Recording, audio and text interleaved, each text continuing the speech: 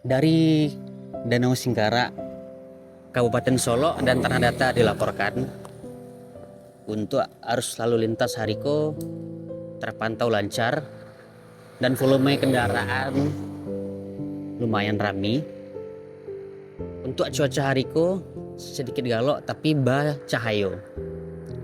Dan dari kejauhan nampak Gunung Merapi masih mengeluarkan asok-asoknya dan status Merapi kini beralih ke siaga 1. Diimbau untuk dan anak selalu berhati-hati, jaga diri, jaga keluarga, dan jaga pacarnya. Takutnya ditikung kawannya beko.